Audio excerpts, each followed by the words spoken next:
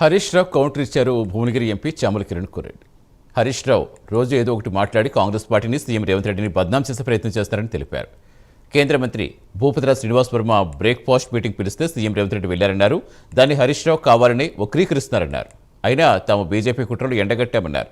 Bill అడ్డుకోవడంలో ప్రతిపక్షాలు ఏకతాటిపైకి వచ్చాయన్నారు. రేవంత్ రెడ్డి దక్షిణ భారతదేశ ప్రజలను ఏకం చేయడాన్ని హరీష్ రావు జీర్ణించుకోలేకపోతున్నారన్నారు. హరీష్ రావు గారు ఈరోజు రేవంత్ రెడ్డి గారు శ్రీనివాసరాజు గారు మంత్రి గారు ఎవరైతుర్రో ఢిల్లీలో బీజేపీ మంత్రివర్యులు ఈరోజు బ్రేక్ఫాస్ట్ కి కొంతమంది నాయకులు ఇన్వైట్ చేసి అక్కడ పోయిన దాన్ని కూడా మీరు రాజకీయం చేయాలని చూస్తారు. గతంలో మీరు ఎప్పుడు కూడా వేరే పార్టీ నాయకుల ఇంటికి గాని కార్యక్రమాలకు గాని వెళ్ళలేదా? ఎందుకు ఏదో మాట్లాడాలని మాట్లాడటం తప్పు హరీష్ రావు గారు. ఎందుకంటే రేవంత్ రెడ్డిది హైబ్రిడ్ కాదు, క్రాస్ బ్రీడ్ అంటున్నాం. క్రాస్ బ్రీడ్ మనది. ఎందుకంటే క్రాస్ ఓటింగ్ చేసి 8 మంది ఎంపీలను బీజేపీ వాళ్ళని అక్కడికి పంపించింది మీరు. ఈ రోజు వాళ్ళు మాట్లాడకపోవడం అనేది చాలా దౌర్భాగ్యమైన విషయం.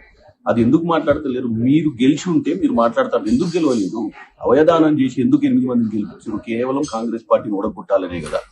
కాబట్టి మీలాంటి వాళ్ళు బీజేపీ తోటి అంటగాగి 8 మంది ఎంపీలను గెలిపించి కాంగ్రెస్ అధికారంలో రావద్దనే చూసారు. ఈ రోజు తేజస్వి సూర్య మాట్లాడితే పార్లమెంట్ లో నేను సమయం లేకుండా తీసుకుని తెలంగాణ మీద మాట్లాడిన అంశాలను డిలీట్ చేయాలని, అలాగే వీలైతే అతను తెలంగాణ ప్రజలకు క్షమాపణ చెప్పాలని కోరింది నేను. స్పీకర్లను కలిసిన, స్పీకర్ని పర్సనల్ గా అందరం ఎంపీలను కలిసినాం. కాంగ్రెస్ ఎంపీలం మకర్ ద్వార్ దగ్గర ధర్నా చేసినాం.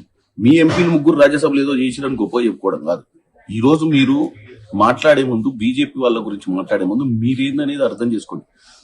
ఏదో నినాదం గురించి చెప్తున్నావు, రేవంత్ రెడ్డి పోవాలి, కేసీఆర్ రావాలని.